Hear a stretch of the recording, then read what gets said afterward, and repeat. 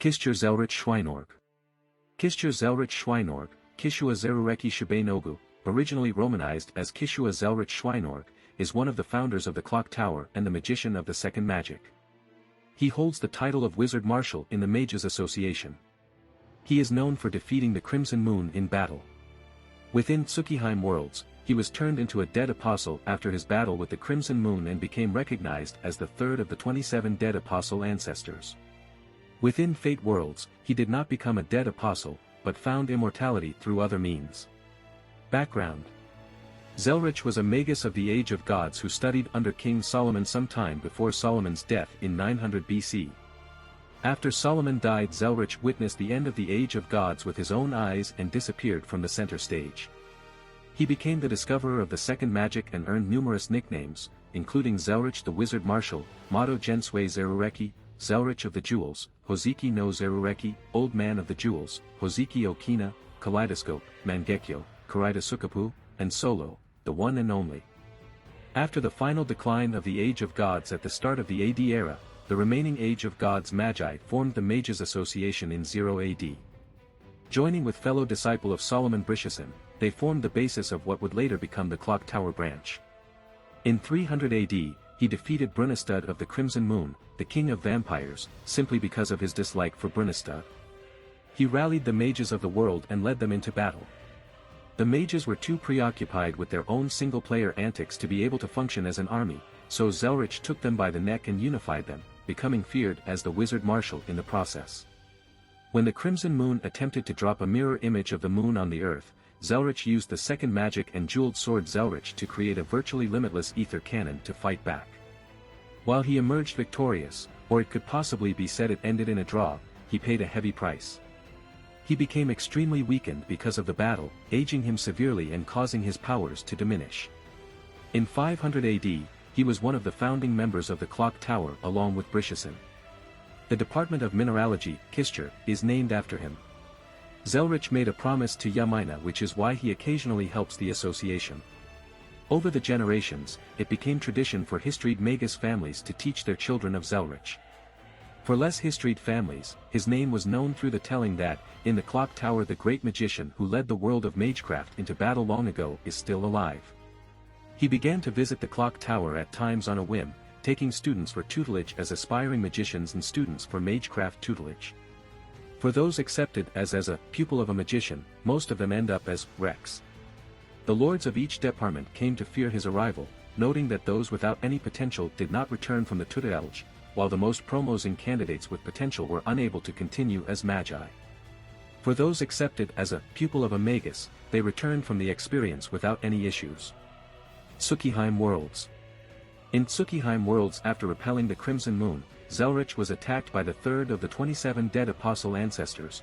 Although he managed to defeat them, he had his blood sucked by the ancestor, which made him inherit their idea blood and become a dead apostle ancestor himself. Because he had become a dead apostle and therefore mankind's enemy, he was unable to oppose Crimson Moon, but he just thought, I wasn't mankind's ally to begin with, kinda just wanna go retire, taking the opportunity to disappear from the center stage of magecraft. Despite his status as a vampire, Zelretch still remains an ally of humanity and the nearly extinct race of true ancestors. He was one of the magicians who would be summoned to witness the births of princes and princesses like in ages past, and one such event was the coming-of-age ceremony of Arcuade Brunestad 800 years before Tsukihime. Along with his friend Kabak Alcatraz, they appeared before her, and Zelretch, having sent away the King of the Moon, was very intrigued by her. He smiled and said, "This is why life is interesting," upon seeing her. She also took an interest in him due to it being her first time seeing a smiling face. He told her that she will sleep until she becomes an adult, and she asked him why he was smiling, because no one at the castle ever smiles. He said that people smile when they enjoy their own lives, which she did not understand due to her unique upbringing.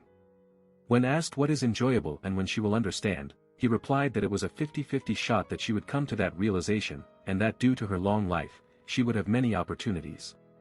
Understanding is something gained by chance, like walking alongside the road and tripping over a rock, and once something is understood, it is no longer anything special. She did not and could not understand, but he said to her that, one day you will notice that life is fun just being awake. Fate worlds.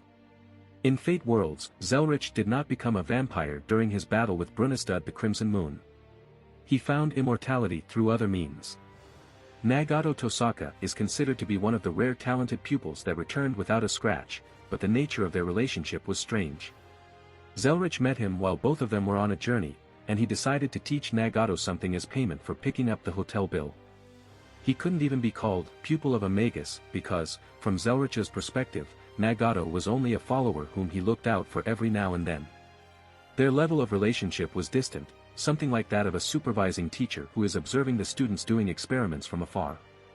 Despite their strange relationship, Zelretch entrusted the design of the jewel sword to Nagato and the Tosaka family. Though there were other candidates to whom he could have given them, such as the brilliant Einsburns and Machiris, they were fundamentally evil. Nagato, while mediocre, was good at heart, so he concluded that this house will probably never accomplish anything great, but at least they will never stray from the righteous path. He then gave the design to Nagato and told him, "Alright, it will be a struggle, but work towards this goal." He never expected that only 6 generations would be needed to produce a result. He helped oversee the formation of the Fuyuki Holy Grail War system 200 years ago with Zoken Makiri, Justice Lizrich von Einsburn, and Nagato. Nagato allowed his property, Fuyuki City, to be used as the battleground. Zoken proposed the system of masters and servants, and Justice developed the Heavens Feel system, offered the homunculi vessels for the Grail, and became the core of the Greater Grail. Appearance. When he was younger his hair was blonde. Personality. He is known as a complicated and weird individual with a personality where he becomes angered with those who are evil and laughs at do-gooders. He has a demeanor that can be called bold, but not out. He is surprisingly meddlesome in worldly affairs, and he is known to be a troublesome figure who frequently sparks conflicts. He acts as a surrogate grandfather to Arcuade Brunistad, and is both admired and disliked by the Mages Association due to his tendency to cripple his protégés. Lawful good. Extroverted, self-assured, proactive. A thoughtful sage, one who assesses the whole and imagines a bright future. Though he has a scary look that makes others distance themselves from him, he is a man of social justice and has good and honest morals. However, though he has them, that doesn't mean he applies them to himself, and is rather a man of freedom who does whatever he likes. "I'll force rules upon the Mages Association for the sake of a brighter future, but I never said I'd follow those rules myself," is something he actually follows through with. He has the same attitude as a grandpa who often laughs as he watches over the life of his mischievous grandchild. Though he is an observer, he will still butt into arguments. In fact, if someone is about to make a blunder, he will warn them, a smile on his face, and if he realizes things are about to spill over onto him, he will childishly hinder it with full force. That's the kind of adult he is. Zelretch generally sees himself as an alumnus who has already graduated from Birth Academy. Meaning, as long as the academy itself doesn't go under, he will just warmly watch on from afar at the various problems afflicting it, broad-mindedly thinking something like, "I did about the same when I was young." The highlight of Zelretch's life was his showdown with Crimson Moon, so everything beyond that he sees as nothing more than the rest of his days. Although, that is precisely why he's very proactive when it comes to assessing the situation surrounding Crimson Moon. One could see it as taking care of the aftermath of his adolescent period. The reason Zelretch headed for the castle of the true ancestors and blessed the birth of Arcuade was because she was the factor who would take his place in bringing an end to the Crimson Moon problem. Due to his promise with Yamina, and the fact that he has old acquaintances with the headmaster, he shows up now and then to act as an advisor for the Mages Association. He has accepted the weakening of mage ideals as something that happens. However, if some weakling comes before him and starts going off about their own theories, he will beat them and their weak character into shape. When there are issues concerning magic, he appears before the association and delivers fair and just judgment.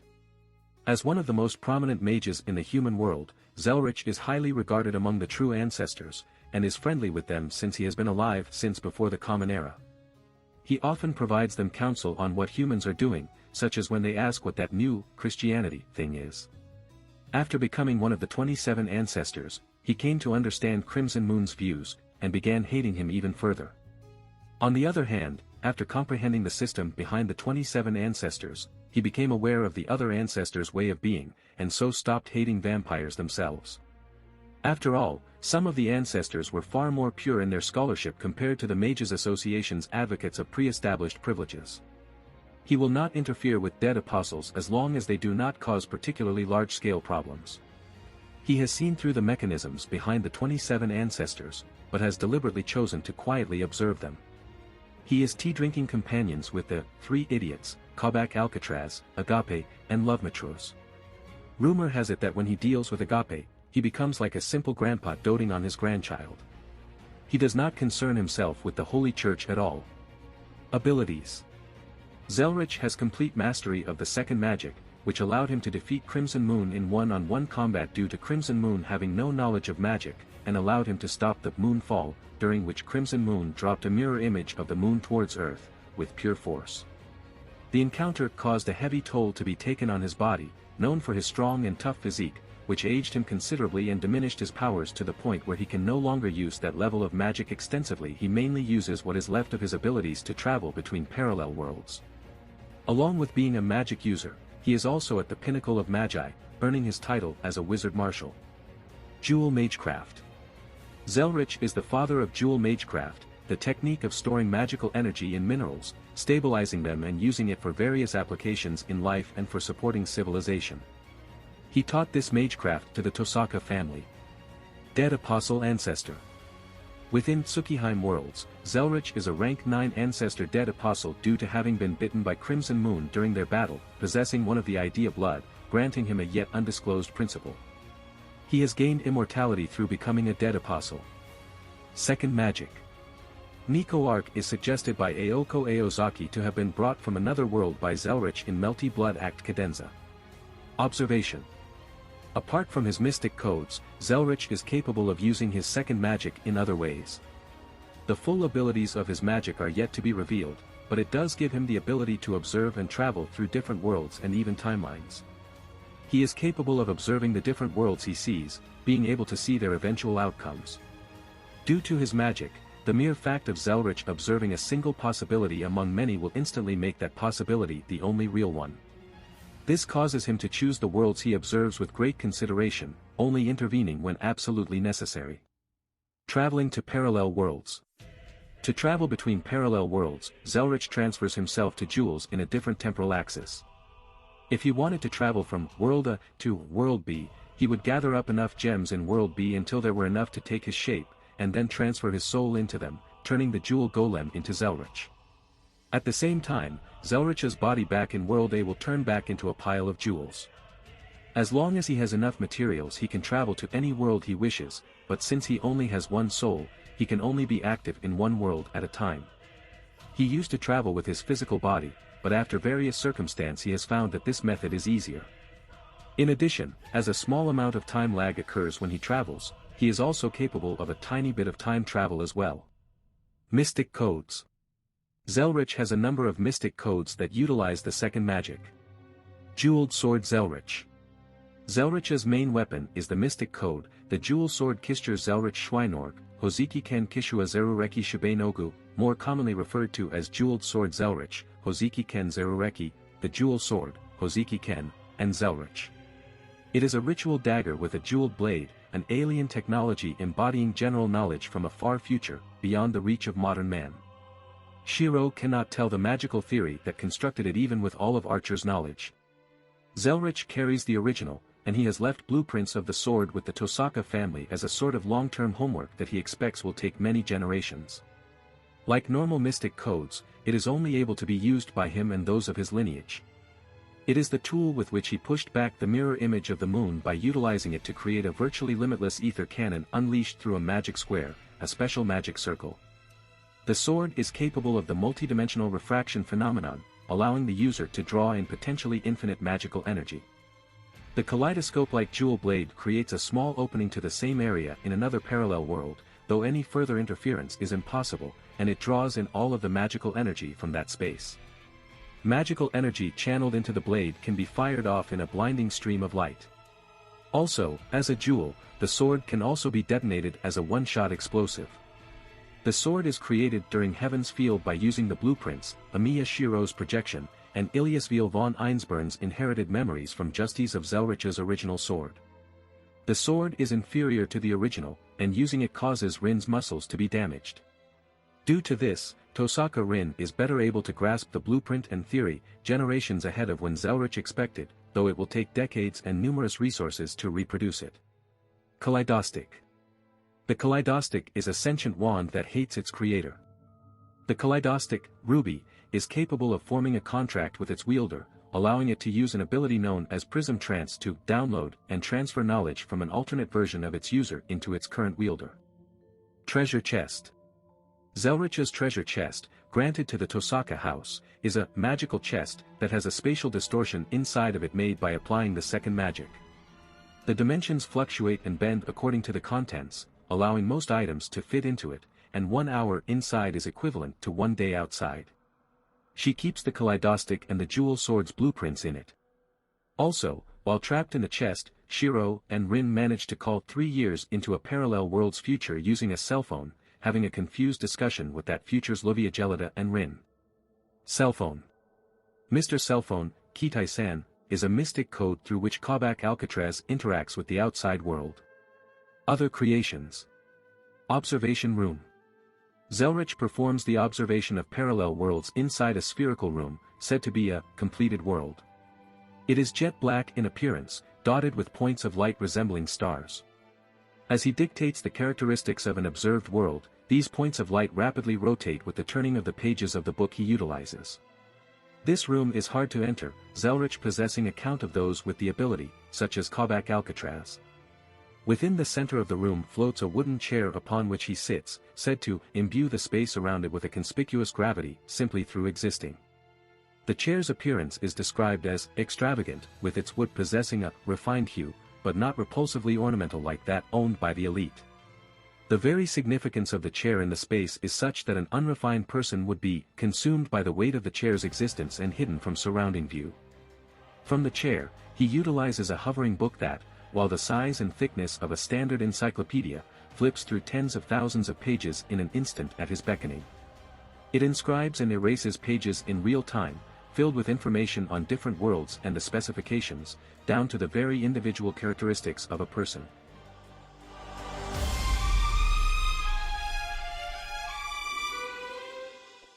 If you like this content, don't forget to like and subscribe. See you later, bye bye.